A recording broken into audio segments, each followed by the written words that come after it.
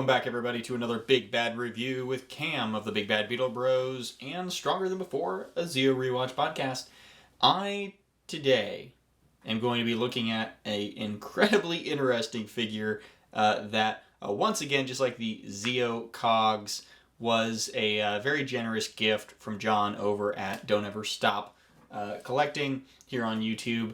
And this was a surprise. This was not a figure that I had in mind or had really looked into too much. It was, again, a part of the Hasbro warehouse sale they were having over on Pulse. And I have just really enjoyed it.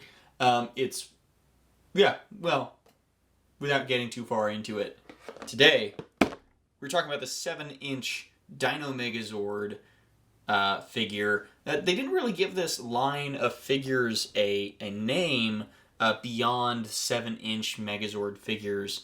They're all in kind of a VHS box is the style. You can see the little divot here where the inner box looks like a VHS tape 2-pack is.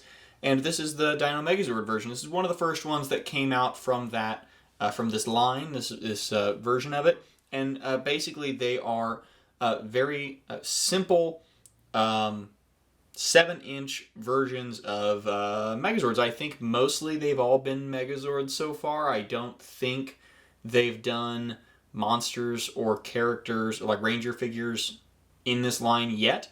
Don't quote me on that. I'm not 100% sure. But I think mostly it's been Megazords. I really dig it. The box is really fun. It definitely feels like one of the early Green with Evil, Day of the Dumpster, Food Fight era VHS tapes from Mighty Morphin. I remember distinctly having the Food Fight VHS tape that was Billy Animorph style transitioning into a Triceratops from Billy to the Blue Ranger to a Triceratops. And you can see it's got some really fun kind of almost Easter egg-ish art on here. You got Rita in the background raising her staff up. You've got Goldar back here, silhouette of him attacking the Megazord. And of course you've got the Dino Megazord here at the front, just standing in all of his mighty mecha glory. And a fun little, the classic Mighty Morphin Power Rangers logo, Dino Megazord, 4 years and up, Hasbro. Dino Megazord on the side, again with the VHS styling. And on the back it just says, the Mighty Morphin Power Rangers combined their dinosaurs to form the Dino Megazord. And then it says it in 4 other languages, which is nice. I have noticed that packaging, toy packaging, especially from Hasbro lately, they've really leaned away from any kind of bios or descriptors or details about accessories or any of that kind of stuff, and really leaned very heavily into like warning labels and the 3 paragraphs of copyright stuff that they include at the bottom of every box. And same on here where it says Dino Megazord, and then down here it says includes figure and accessory, and then it says that in about 10 different languages, which is fun. And then on the bottom here, now this is something that I'm not going to do, but I do like the intent of it, the design thought of it. You would pull this tab here and rip it open like a cereal box kind of, and then you would pull the box out from the bottom here, and it would of course have the VHS box in the inside. Now I didn't do that because I didn't want to ruin the box, because I actually want to keep the box for display because it's so unique. And I think the thing that really stands out about the 7-inch line of Megazord figures to me is the packaging and the way that they are kind of being sold and advertised, more so than the figures themselves even. I think really the fact that they are packaged as VHS tapes stands out a bunch, and is a nice thing that, like, the toys are they're not exceedingly expensive, they're not incredibly hard to find, they're not incredibly difficult toys. That, like I said, it's 4 ages and up. I'm not 100% sure what the Lightning Collection figures usually are, but I think they're closer to like maybe 10 or 7 years and up. But anyway, let's go ahead and pop this guy open. What I did, there's 2 just tape tabs here at the top. You just pop it open like you would a Lightning Collection figure or something like that. Can get a little tricky because the cardboard is Really kind of like tucked in there on this guy. But just pop that guy open. And I, again, like Finster, already had this guy open. So I have already taken there's a plastic wrap that you can actually see there in the corner that I just went ahead and took out. But this is what is in the box. Incredibly simple. It's not tied down in the box at all. He's just in a plastic whatever wrap. And just has a little power sword accessory and a little instruction booklet is not the right word for this. This is like a legalese, a bunch of warnings and stuff. So we'll just throw that back in the bottom of the box. And again, the whole point of this packaging looking really nice. It says Dino Megazord Volume 1, Dino Megazord Volume 2. It's like the old 2-pack VHS tapes. And it looks like a home recorded VHS tape. You know, it's Dino Megazord, and it's got a little hand-drawn version of the Megazord on there. We'll pull this guy out and look at the packaging here. That's so fun. Like, they did this for each of the different Megazords that they've sold it as. You can see the tape design there again. This is really fun. Like, I understand that like this would look really killer to kind of display, even like displaying like that and having him standing on the tape. That's so cool. I really dig that. Yeah. I really enjoy that. I don't need to do a transition or anything for this one because there's nothing to do to get him out of the box. I'm gonna scoot my chair up my desk. There's nothing to do to get him out of the box. He's just out of the box, and this is the figure. It feels very 90s. Last time on here, I talked about the original 1993 Finster figure that I had with my Lightning Collection figure. That's right there. And how they have incredibly limited motion. And as you guys might remember from the Astro Megaship review, where I compared the original 97 Astro Megaship toy, they all had very limited articulation. And this guy is very much in that vein. And honestly, I kind of enjoy it. There are a few things that are a little wonky. The face on here, let's crank you guys up here a little bit. The head sculpt on here has a few paint apps that are a little wonky. The silver, red, and black kind of all bleed together a little bit on the face, whereas honestly, everywhere else on the figure, the paint is gorgeous. The paint specifically here on the shoulders, that's paint, not stickers, is just really, really clean. Looks great. There's not as much detail. These are really limited. You know, these are cheaper figures. There's no, the horns and fangs on the saber-toothed tiger and triceratops don't move. The eyes and stuff don't have paint or decals. It would be kind of fun if somebody like Toy Hacks made a sticker set for these figures, because I think you could really clean them up and make them look really cool. But yeah, and they've got the power sword. It is just a single molded gray plastic. But I dig it. It's identical on both sides. Looks really nice. Mine's a little bit warped, only slightly, and you can't tell once it gets into the figure's hand because it really is just a handle that's warped a little bit. So that's nice. It's not like my power sword or the Astro Saber or whatever it is for the Astro Megazord that's got a bit more of a curve in it. But I like this guy. There's not going to be as much to talk about this guy as the other figures that I've reviewed lately, because he is pretty, bland's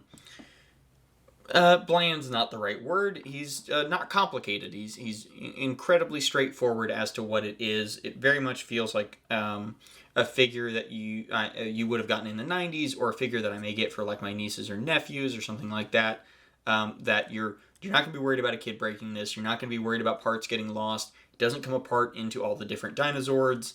It's just incredibly simple. So let's go ahead and dive right into posability.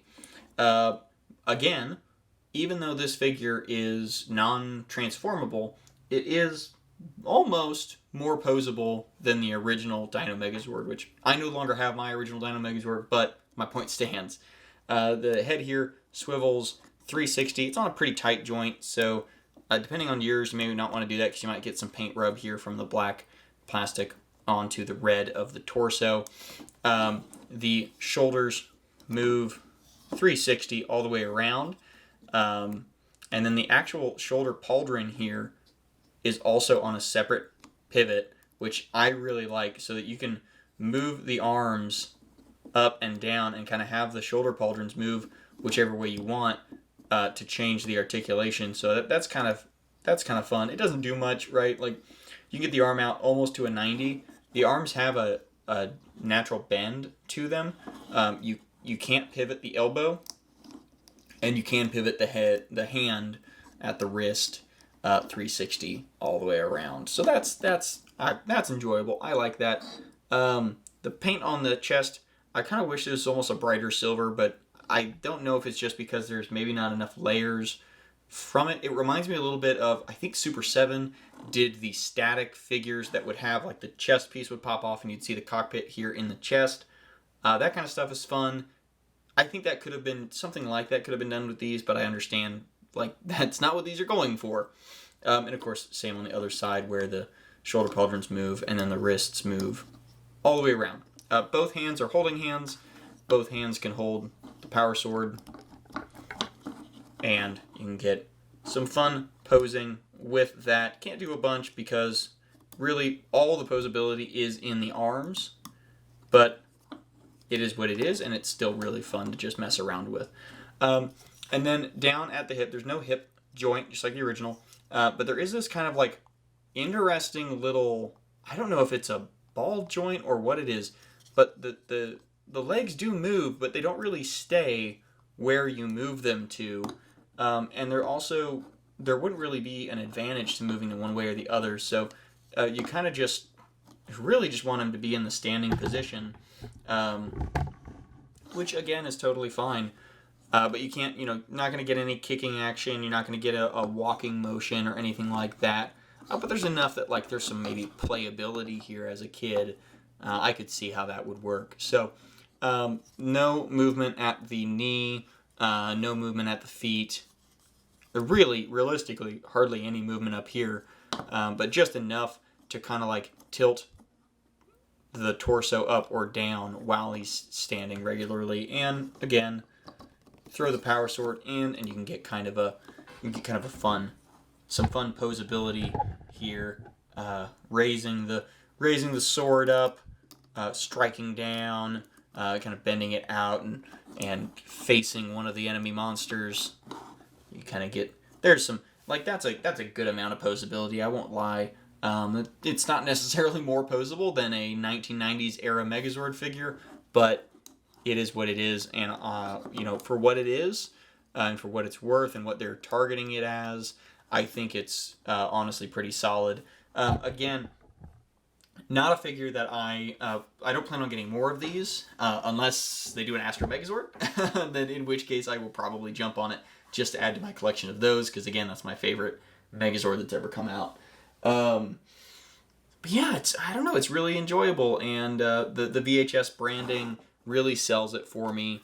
I think it really, like, they were really aiming at the nostalgia. I know people give Hasbro and gave Saban crap for how much they lean on Mighty Morphin for the nostalgia factor and stuff like that.